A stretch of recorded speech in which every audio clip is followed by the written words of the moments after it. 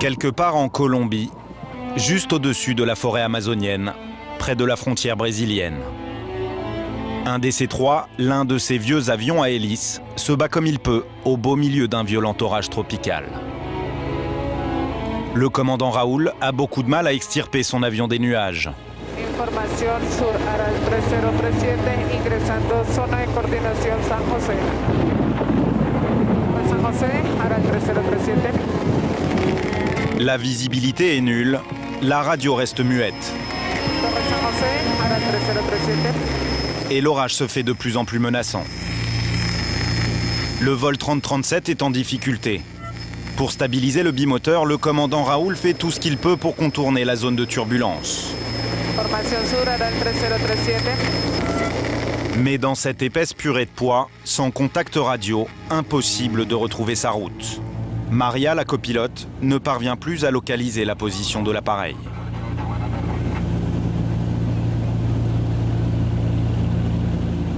Les passagers ont peur, mais ils restent fatalistes et préfèrent s'en remettre à la volonté divine. Voler, c'est risqué et ça me fait vraiment peur. Tout d'abord, je fais confiance à Dieu, puis ensuite à l'homme qui pilote ce type de machine. Heureusement, Dieu semble avoir envoyé un ange gardien, Tito, le mécanicien.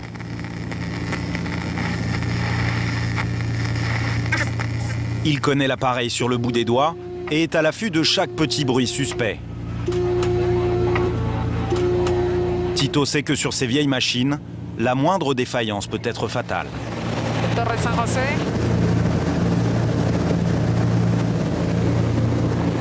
Información sur Aral 3037.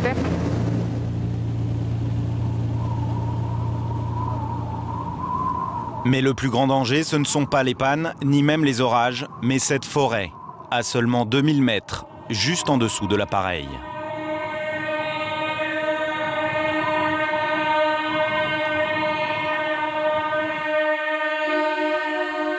La forêt amazonienne, l'enfer vert. Une jungle impénétrable, grande comme la moitié de la France. Cette forêt, c'est la terreur des pilotes. Il n'y a aucune piste pour un atterrissage d'urgence. À la moindre panne, c'est le crash assuré, la mort en bout de course.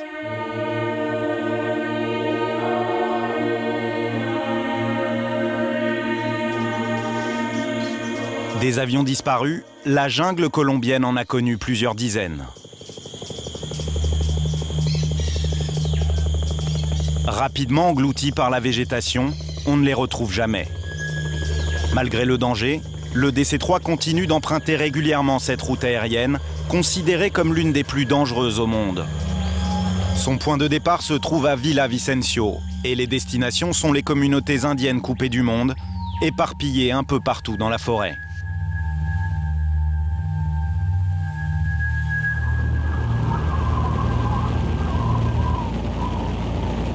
À bord du DC-3, est-ce grâce à l'intervention divine ou bien à l'expérience du commandant Raoul, l'avion est finalement parvenu à sortir de l'orage.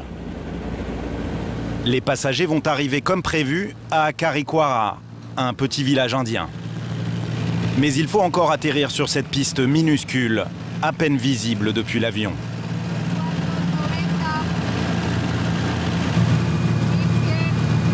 Ici, pas de tour de contrôle. Le commandant ne peut faire confiance qu'à son expérience.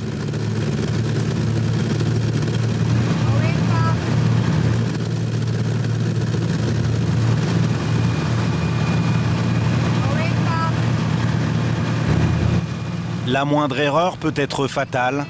La piste est glissante, truffée de trous.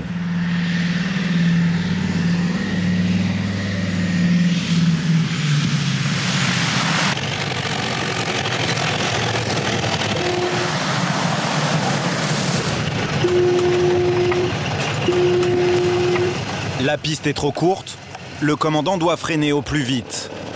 Juste en contrebas, il y a ce fleuve.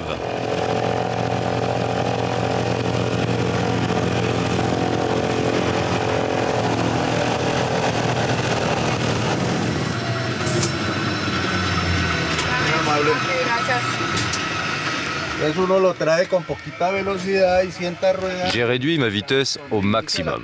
Je me suis posé tout au début de la piste pour que mes roues, en frottant sur le sol, m'aident à freiner l'avion. Il a un peu glissé, mais ça n'a pas été dangereux.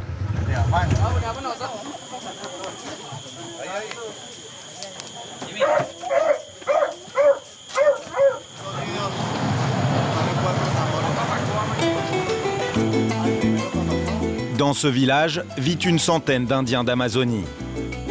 L'avion n'y fait escale qu'une fois par mois et c'est toujours un événement.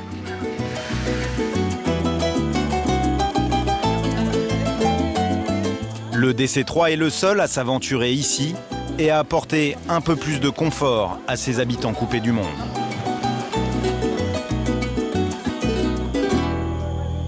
S'il n'y avait pas d'avion, les gens mourraient de faim? Non, on aurait d'autres alternatives, comme le fleuve. Mais ça serait beaucoup plus compliqué. Et ça prendrait combien de temps? Ça prendrait à peu près 3 ou 4 jours.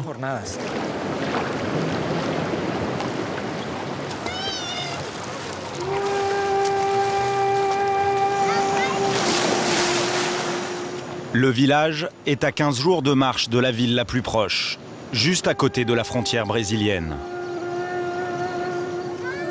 Ici, une vingtaine de maisons, une église et une école qui accueille tous les enfants de la région.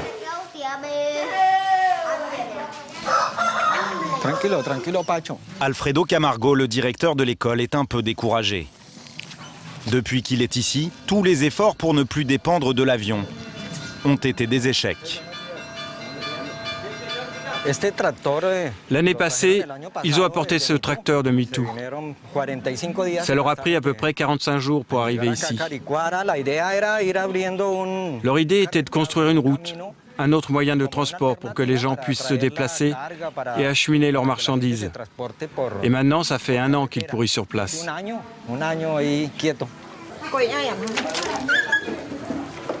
Les Indiens pêchent, chassent, cultivent les plantes locales, comme le faisaient leurs ancêtres.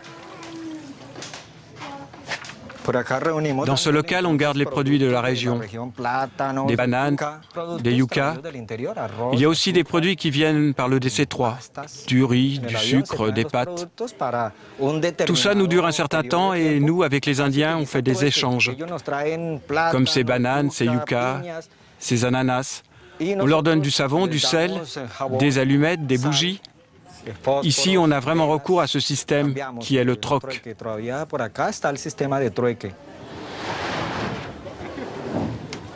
L'avion n'est resté sur place qu'un petit quart d'heure, juste le temps de décharger.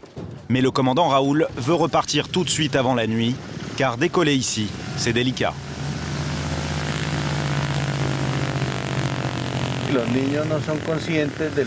Les enfants ne se rendent pas compte du danger. Ils continuent à courir et à jouer sur la piste, comme si c'était un terrain de jeu. Je dois vraiment faire attention quand ils sont devant moi.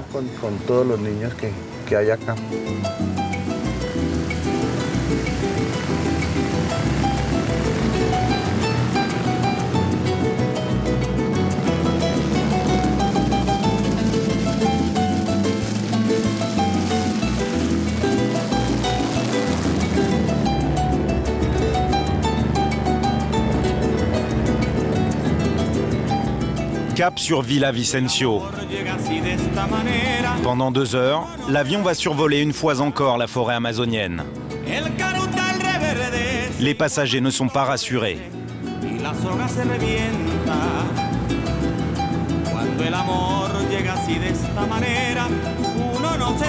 Si l'avion s'écrasait, leur chance de survie serait quasiment nulle. Ils devraient d'abord survivre aux fauves, aux serpents et aux alligators. Et si par miracle ils y parvenaient, ils ne pourraient pas échapper à un autre danger. Les FARC. Les révolutionnaires colombiens seraient plus de 10 000 à se cacher dans la jungle et à multiplier les kidnappings pour financer leur guérilla.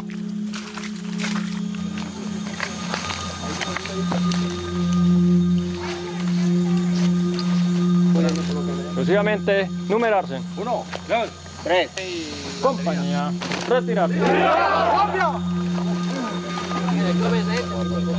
C'est dans cette même forêt que les FARC ont séquestré Ingrid Betancourt pendant plus de 6 ans.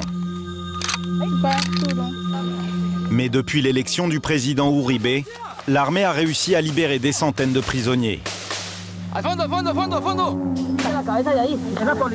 Comme cet homme, détenu depuis des années dans ce trou, creusé au milieu de la forêt.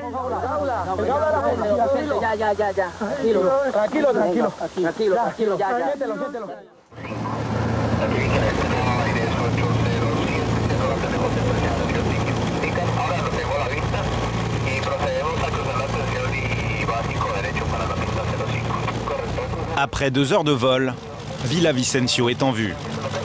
La ville est située au pied de la cordillère des Andes.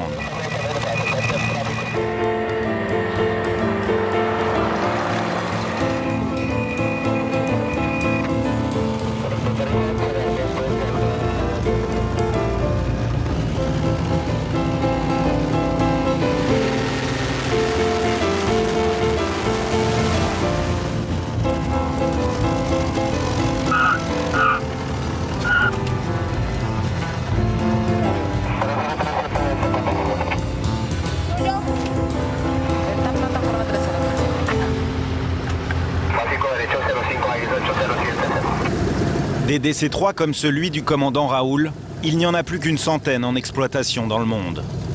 Des pièces de collection fabriquées il y a plus de 70 ans en Californie. Les DC-3 ont traversé les guerres et les modes, mais pas sans quelques égratignures.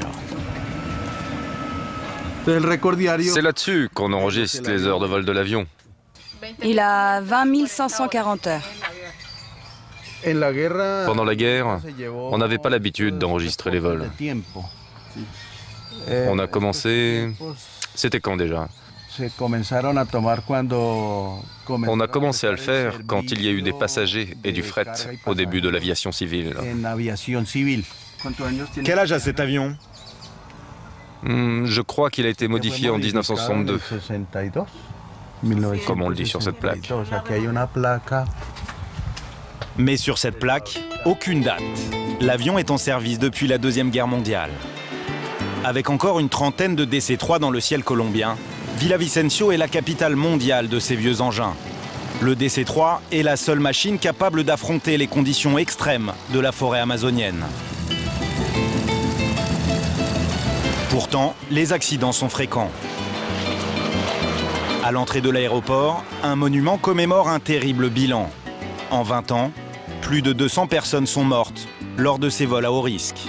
Les orages, les pistes défoncées et surtout les nombreuses pannes mécaniques ont eu raison des avions d'avant-guerre. Aujourd'hui, pour les DC-3, c'est bientôt l'heure de la retraite. Un avion sur 2 est en permanence cloué au sol pour des réparations. C'est justement le cas de celui-ci. Il aurait dû décoller il y a déjà 1 heure, mais son moteur gauche refuse de démarrer.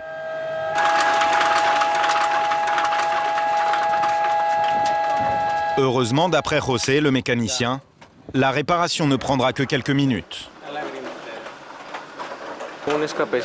C'est une légère fuite d'huile. On la colmate, on fait un petit vol d'essai dans les environs, et ensuite on pourra voler. José est confiant. Pourtant, il y a 1 an et demi, il était à bord de ce même avion qui avait dû atterrir en catastrophe, dans une rizière. Depuis, ce DC-3 est le seul à voler avec 2 mécaniciens à bord. Le moteur gauche a eu un problème de cylindre. Il a eu des ratés et il s'est arrêté. On avait du fret et 15 passagers.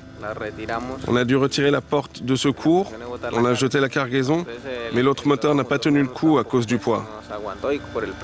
Alors le capitaine a pris la décision de tenter un atterrissage dans une rizière.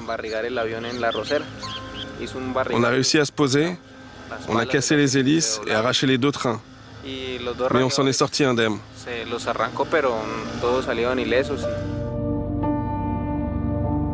Et aujourd'hui, c'est ce même moteur gauche qui pose problème. Après une inspection de 10 minutes, La panne est identifiée. Ce serait la pompe, une broutille.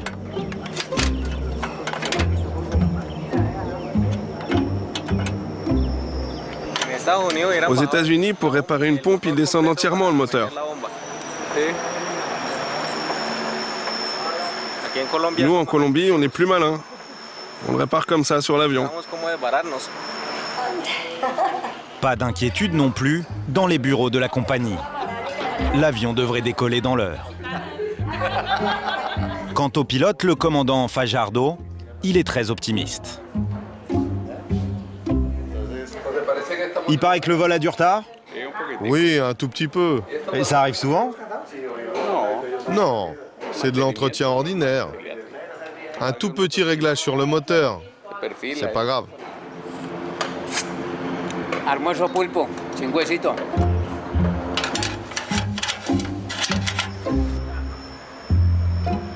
Le vol a désormais 2 heures de retard. Et les passagers, eux, n'ont plus l'air tout à fait sereins. On dit que ce sont des avions très sûrs, mais en le voyant dans cet état, ça me fait peur.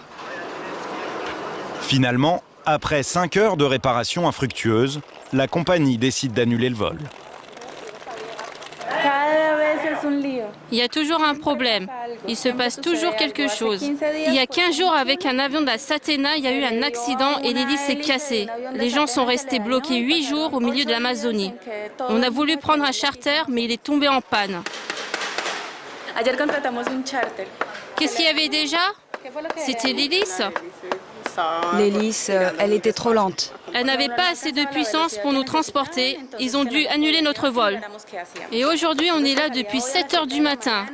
Maintenant, il est midi et on vient de nous annoncer que l'avion était en panne et qu'on ne pourrait pas voyager.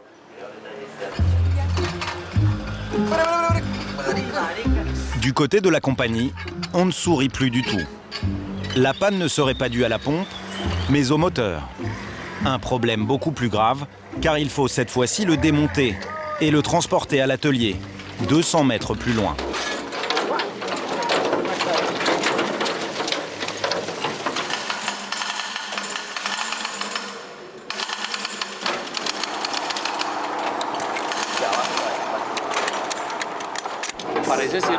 On dirait qu'il n'y a pas que la pompe, mais c'est peut-être autre chose. Et pour réparer ça, ça prendra peut-être un jour. Mais si c'est plus grave, ça pourra prendre bien 1 ou 2 semaines.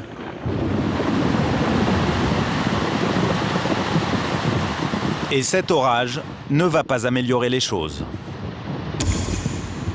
Panne d'électricité. Les mécanos vont devoir désormais travailler dans le noir. Mais ce n'est pas une petite panne qui va les arrêter. En Colombie, la lueur d'un simple téléphone suffit pour réparer un moteur d'avion.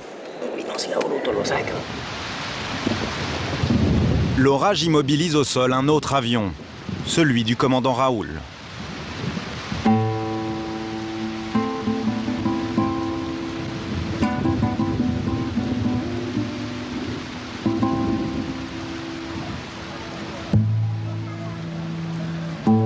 Pour l'équipage, c'est le chômage technique. Si on ne vole pas, on n'est pas payé. Alors, plus on arrive à faire voler l'avion, mieux c'est. On ne nous paye pas tous ces moments perdus.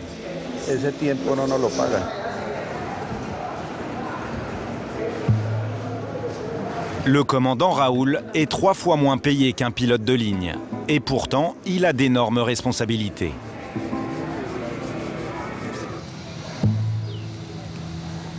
Il doit organiser les vols, gérer la cargaison, mais en plus, c'est lui qui doit trouver les passagers. Les vols sont au coup par coup. Ils ne sont pas programmés pour 1 heure ou pour un jour particulier.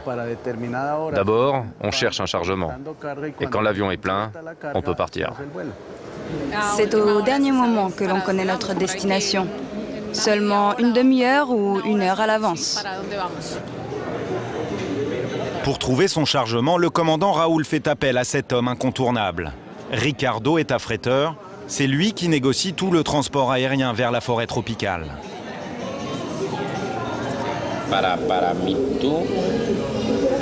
Pour Mitou, il y a à peu près 120 kilos et pour Miraflores, 450 kilos venant de Villao.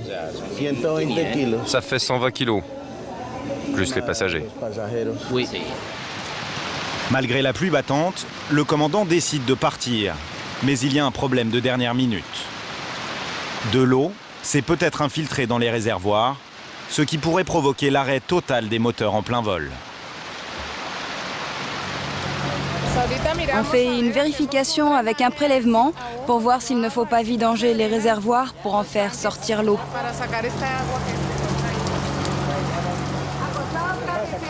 Vérification faite, il n'y a pas d'eau dans l'essence. L'avion peut partir.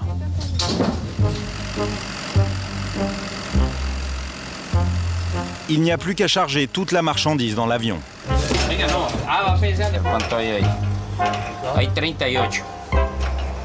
Mais le commandant doit être vigilant, car pour gagner quelques pesos de plus, l'affréteur tente dès qu'il peut de tricher sur le poids de la cargaison.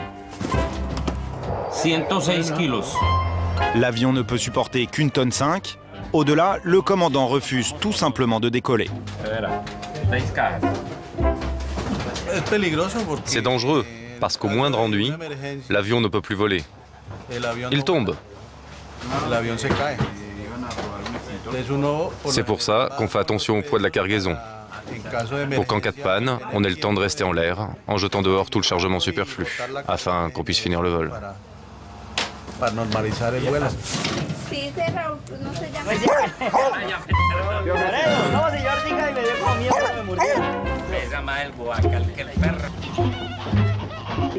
Des légumes, des lits, des poules.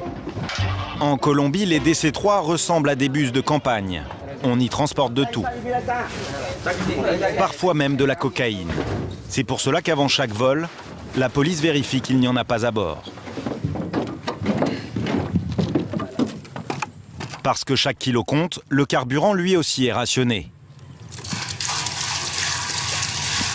Trop, et l'avion est trop lourd pour le décollage. Pas assez, et c'est la panne qui peut s'avérer fatale. 140. Est-ce que ça suffit? Non. Non, on en rajoute juste assez pour arriver à destination.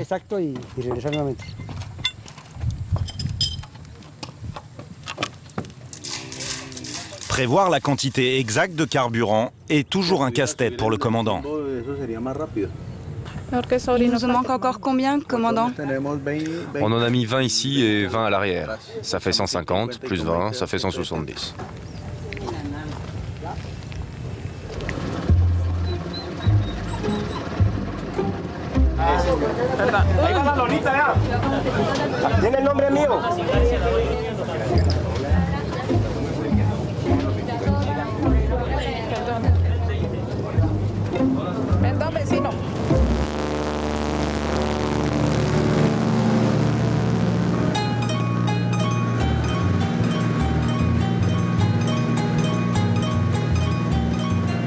L'avion peut enfin décoller. Destination Miraflores, à 1h30 de Villavicencio.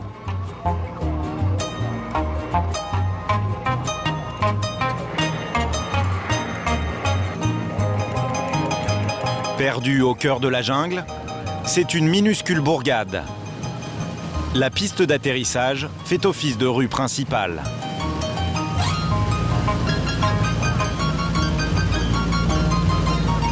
Il y a quelque temps, Miraflores était encore la capitale de la cocaïne, sous la coupe des narcotrafiquants et des FARC.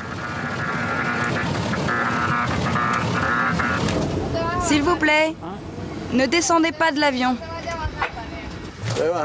Si vous descendez, surtout, ne filmez pas.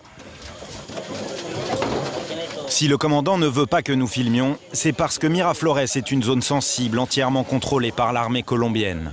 Aujourd'hui, rares sont ceux qui viennent s'aventurer ici. Il y a une époque où il y avait 12, 13, parfois 14 vols par jour. Mais maintenant, il n'y a plus que 2 vols par semaine. Ou à l'occasion, il arrive un petit avion.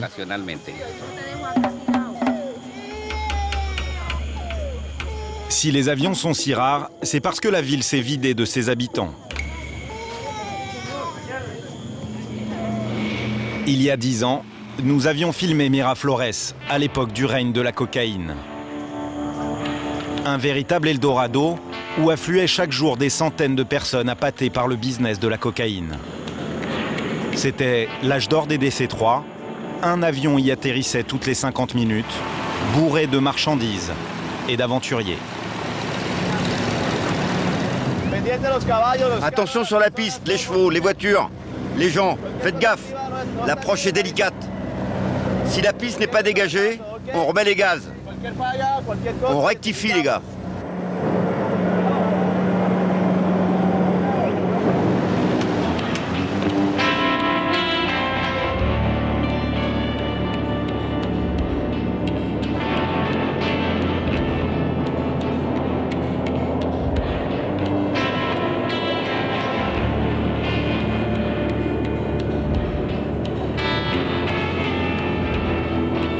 Une ville de 4000 habitants, sortie de terre subitement grâce au trafic. L'argent de la cocaïne coulait à flot. On venait de toute la Colombie pour tenter d'y faire fortune.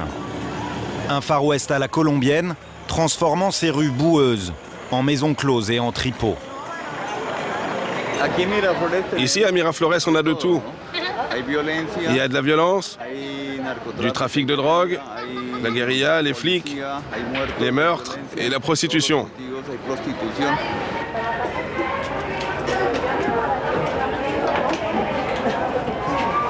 Et bien sûr, d'immenses champs de coca, la spécialité locale.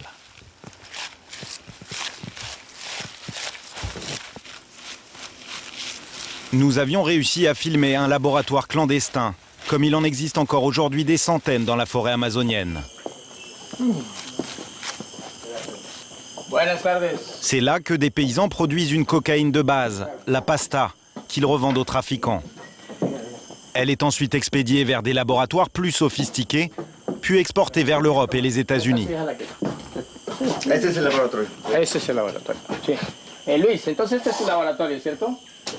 Ces feuilles ont déjà été hachées? Non, on s'apprête à le faire.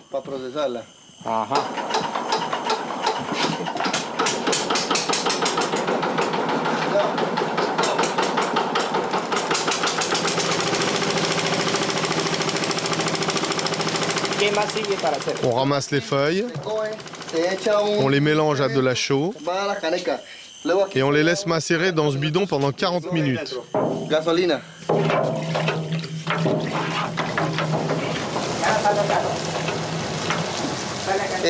Là, il y a du kérosène mélangé à de l'eau et on ajoute 20 centilitres d'acide.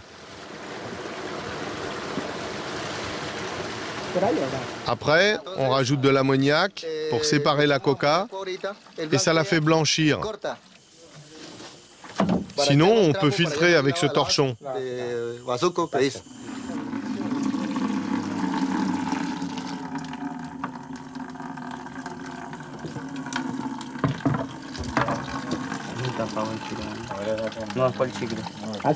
Ce qui reste, c'est la base, la pasta.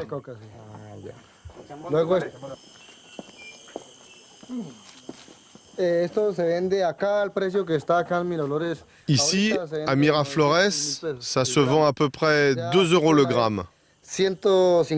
Là, il y en a à peu près 150 grammes. Ça fait 300 €. Par hectare, on peut produire environ 1 kilo. Ça rapporte 2000 € à peu près. Mais là, j'ai eu 600 € de frais. Il me restera que 400 € de bénéfices. Ce sont les intermédiaires qui l'expédient à l'étranger qui gagnent beaucoup d'argent. Parce que nous, réellement, on gagne presque rien. Juste de quoi vivre et s'acheter des cadeaux de Noël.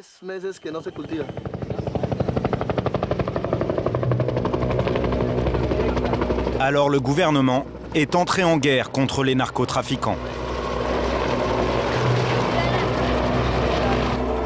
Ici, parfois, c'est un petit Vietnam. À Miraflores, les barons de la cocaïne avaient pris le pouvoir et bafoué ouvertement l'autorité de l'État.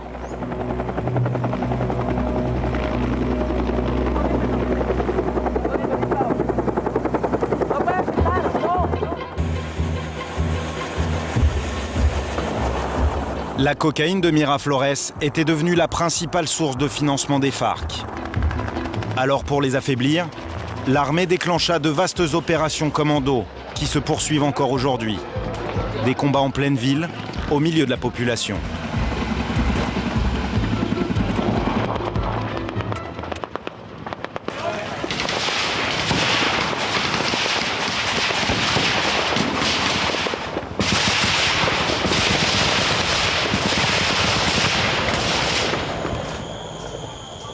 Des laboratoires clandestins furent entièrement détruits.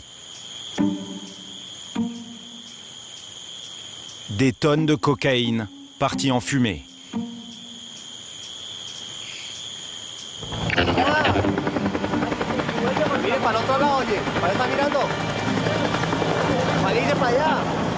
De nombreux narcotrafiquants tués ou mis sous les verrous. Et les guerrieros des FARC repoussés dans la jungle. Quant au DC-3, ils ne viennent plus que très rarement à Miraflores, surtout lorsqu'ils ratent la piste, comme celui-ci.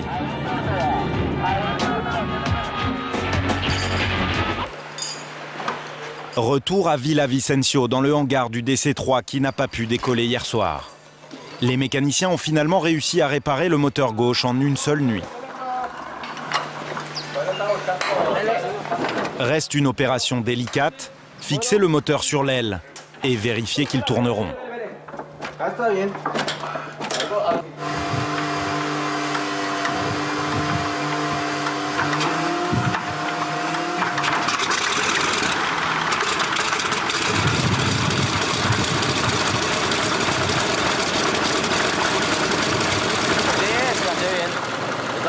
Un moteur dans cet état, ça prend la tête. Mais grâce à Dieu, il marche. Et maintenant? Et maintenant, je n'ai plus mal au crâne. C'est le commandant Fajardo qui va effectuer le vol d'essai. Cet avion, il le connaît par cœur. C'est lui, il y a 1 an et demi, qu'il avait posé en catastrophe dans une rizière. Alors aujourd'hui, il vérifie tout, dans les moindres détails.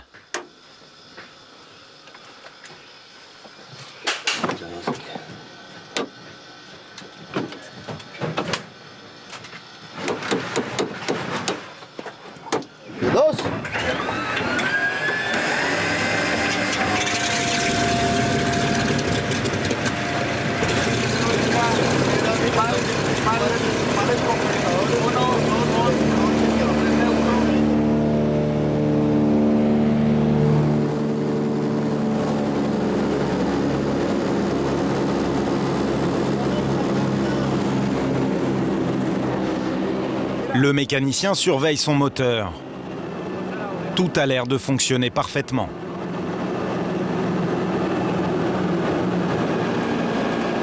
À bord, tout est normal, rien à signaler.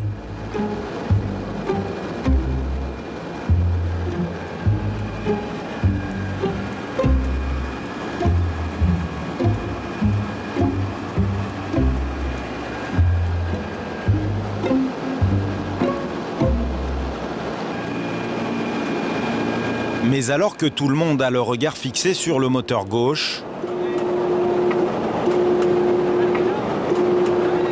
c'est le moteur droit qui s'arrête.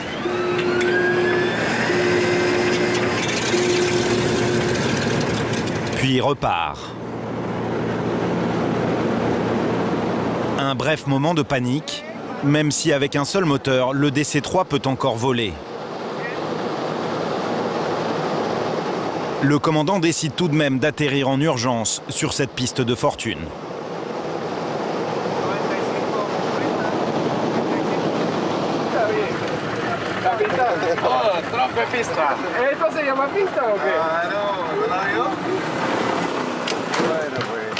John, ¿cómo va este motor? Bien, bien, bien. Dime, ¿estás preocupado? Yo estaba por allá, yo no vine a descargar. ¿Qué pasa, John? John, qu'est-ce qu'il y a? Je suis en train de vérifier la pression du carburant. Et alors? Ça va, elle est un peu basse, mais on va la régler. La routine, le DC-3 s'envole à nouveau.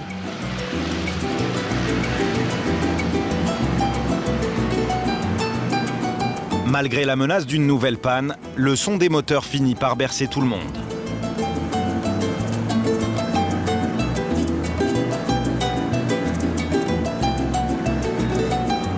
Même le pilote.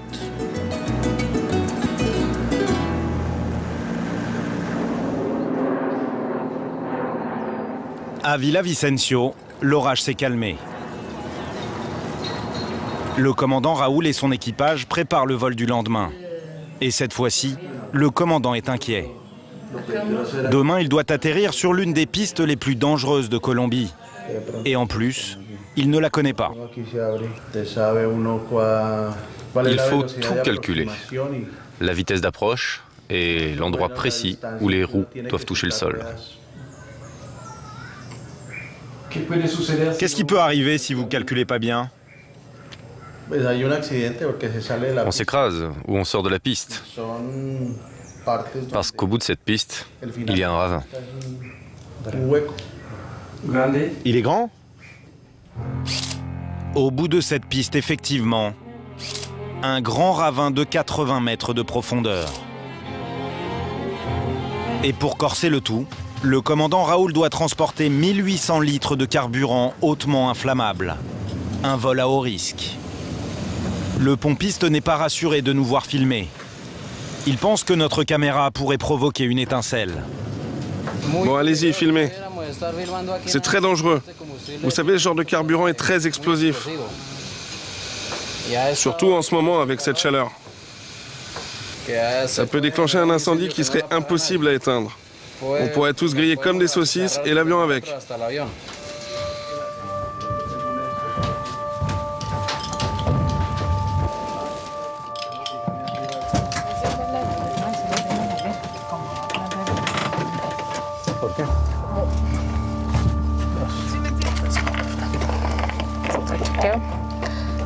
Libro de vuelo, switch de batería, switch de radio, válvula estrella, palancaletas, palanca del tren. Libre y operando. Dos.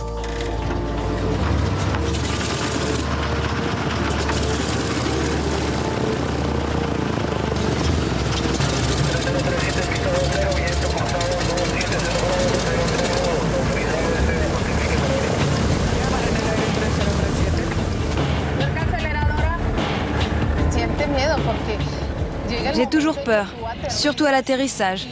Quand je vois la piste qui diminue et qui va finir alors que l'on essaye de freiner et que l'avion se met à glisser à droite, à gauche et qu'il continue à rouler et on ne peut rien faire.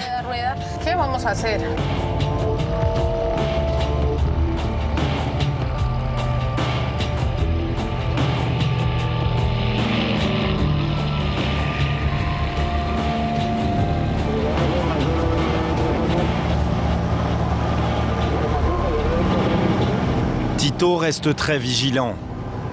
Une fuite, une étincelle, un choc, et tout pourrait sauter. On laisse la porte ouverte pour que les vapeurs circulent. On transporte du carburant. Il faut que l'air aille entre la queue et l'avant de la carlingue pour que les gaz ne s'accumulent pas.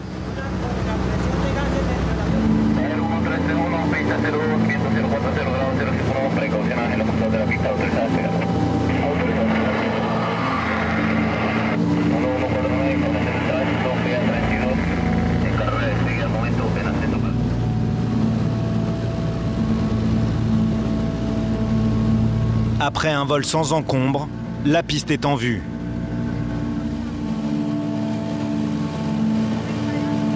Par chance, la visibilité est excellente.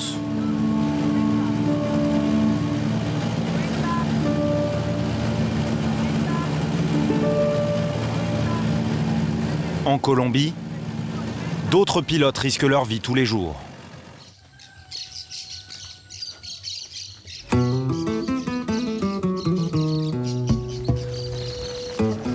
À 3 heures de route de Villavicencio, Agua Azul.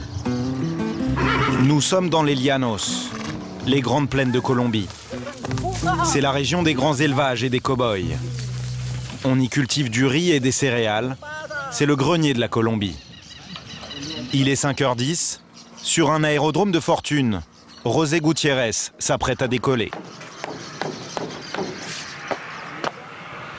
On doit vérifier les freins, s'assurer qu'il ne manque pas une vis, voir s'il n'y a pas de fissure sur un tuyau. C'est une question de vie ou de mort? Bien sûr, chaque jour, on danse avec la mort.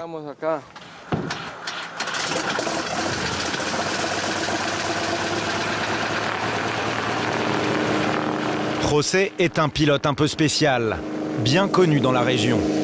Parfois, du ciel, il repère une voiture sur une petite route de campagne. Alors, comme s'il pilotait un avion de guerre, José pique droit sur sa cible et survole dangereusement le véhicule en rase-motte. Une acrobatie très risquée, juste destinée à impressionner ses amis dans la voiture.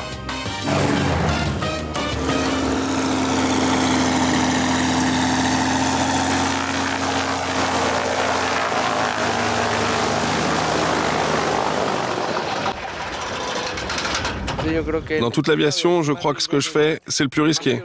Plus que les DC-3? Oh, en DC-3, un pilote prend des risques au décollage, à cause du poids de la cargaison, de la puissance de ses moteurs. Mais une fois qu'il est en haut, à 15 000 mètres, en cas de panne, il s'en sort parce qu'il a le temps de jeter la cargaison. Nous, non. Si le moteur s'arrête, on a 10 secondes pour trouver un endroit pour atterrir et on n'a pas le temps de jeter la cargaison.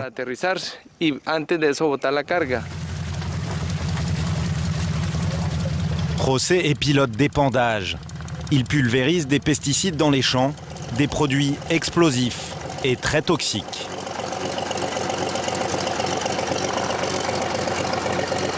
En Colombie, chaque fermier fabrique sa propre mixture. Il n'y a aucun contrôle. Le seul impératif, c'est l'efficacité. Aujourd'hui, José va répandre du pesticide dans les champs de ce fermier. Mais avant, il tient à bien repérer les lieux. Donc je vais d'ici à là. Et ça, c'est quoi? Ça, c'est une colline. C'est là qu'on doit semer aujourd'hui. Et de ce côté, qu'est-ce qu'il y a? Du riz.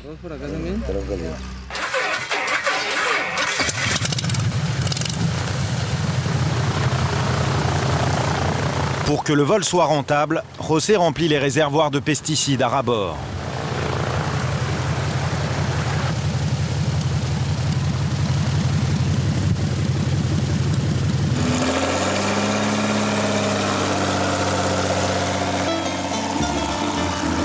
Les réservoirs sont tellement pleins que l'avion peine à décoller.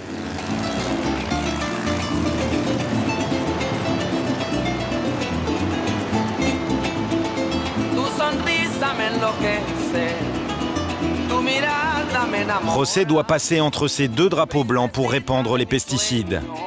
Et pour éviter que le vent ne disperse le produit, le pilote vole en rase-motte à 1 mètre du sol.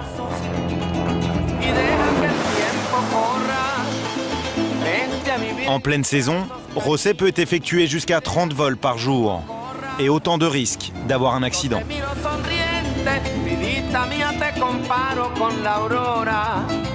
Parecen dos garzas blancas en medio de corocoras.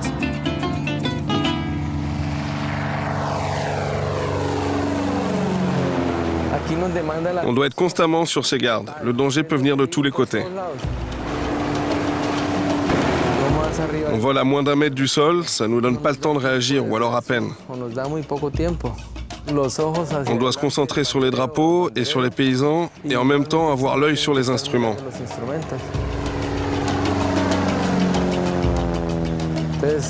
Il faut être attentif à tout ce qui se passe, dans l'avion et en dehors.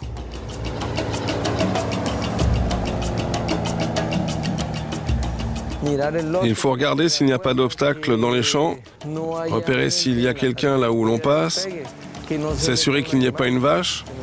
On doit aussi éviter les arbres au milieu des champs.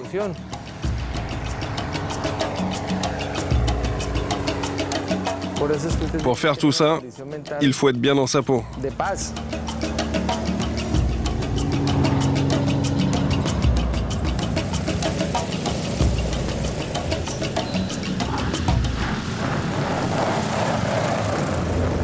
Chaque ravitaillement est un contre-la-montre, comme dans un stand de Formule 1. Chaque minute compte. On ne doit pas s'arrêter plus de 2 minutes. Le temps est précieux. Chaque minute coûte une dizaine d'euros. Maintenant, je dois y aller.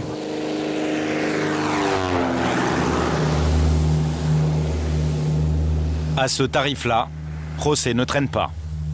Mais la routine dans les airs, ça n'existe pas. Le danger est partout. Surtout dans les champs, où passent des lignes à haute tension, à plus de 50 000 volts. Et souvent, le pilote n'a pas le choix. C'est très dangereux. Il doit passer juste en dessous. Surtout qu'au lever du soleil, on ne voit pas les câbles. Faut être un peu fou pour faire ça, non? Pas un peu, il faut être carrément fou. Plusieurs pilotes d'épandage se sont tués en vol. José, lui, s'en est toujours sorti, malgré de nombreux accidents graves, 13 au total. J'ai eu 2 pannes en vol, 3 accidents au décollage et le reste en plein travail, au-dessus des champs. Une fois à l'atterrissage, j'ai cassé une roue et l'avion a fait des tonneaux. J'étais pas attaché. Dans un des tonneaux, la carlingue s'est déformée en laissant une ouverture pour sortir. Je me rappelle qu'à un moment, je me suis cogné contre la carlingue. C'est ma tête qui a tapé et je suis tombé. Ils t'ont sorti? Je suis resté inconscient 10 minutes. J'avais l'impression d'être sous. Ils m'ont sorti et quelqu'un m'a tenu la tête, mais je ne pouvais plus la remuer. C'est avec cet avion qu'il y a 18 ans, José a eu son accident le plus grave. À l'époque, il était jeune, insouciant et surtout, il était célibataire. Aujourd'hui, c'est différent. José a une famille. Avec sa femme Julia, ils ont eu une fille de 8 ans et depuis peu un fils. Il est né il y a seulement 20 jours. J'aimerais rester en vie jusqu'à ce que sa main soit aussi grande que la mienne. Ça risque de prendre du temps. Au moins 20 ans.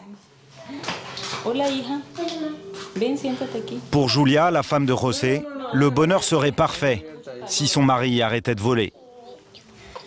Quand on était amoureux et qu'on a décidé de vivre ensemble, je me suis rendu compte de ses qualités.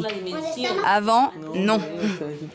Et je vis toujours dans l'angoisse que quelqu'un m'appelle pour me dire que l'avion est tombé ou qu'il est arrivé quelque chose. Vous lui avez jamais demandé de changer de métier? Si, tout le temps je lui demande de s'arrêter de voler, mais il continue. Pour gagner sa vie, il faudrait qu'il trouve autre chose, mais pas pilote. Je lui demande constamment d'arrêter de voler. Élever des enfants, c'est plus difficile que de piloter des avions, parce que les avions ne contrôlent pas les pilotes, alors que les enfants, eux, nous contrôlent.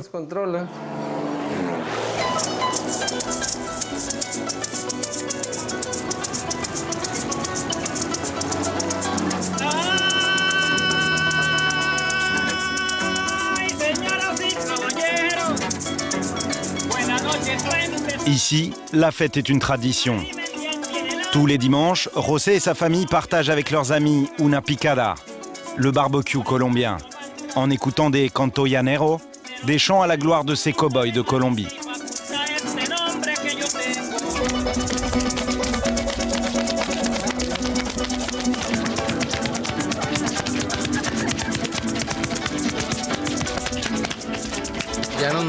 Les Llanos nous donnent tout. À moi du travail dans l'agriculture et à eux une façon de gagner leur vie. Cette musique me fait du bien parce qu'elle est très bonne. Elle parle de nous et elle me rapproche de cette culture.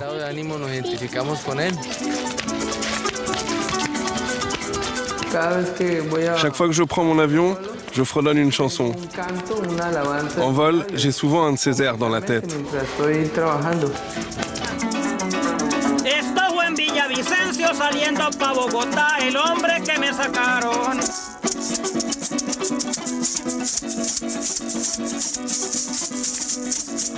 Era faculto en verdad. Tenía más letra que un libro. Dans les Llanos, le métier de José est en pleine expansion. Les Colombiens risquent de voir de plus en plus souvent ces drôles d'avions voler sur les routes à toute vitesse. Les DC-3, quant à eux, devraient continuer encore à voler dans le ciel d'Amazonie. Con esa facilidad, con adjetivos y verbos, le puse una trampa armada. Me dijo desde el principio la tabla multiplicada, la división y la suma, y también la de restar. Era bueno en geografía, mejor en urbanidad, de gramática sabía, más que una niña graduada. Me habló de Sucre y Bolívar, de Pichincha y Boyacá, y de Cristóbal Colón, pero ya en la madrugada.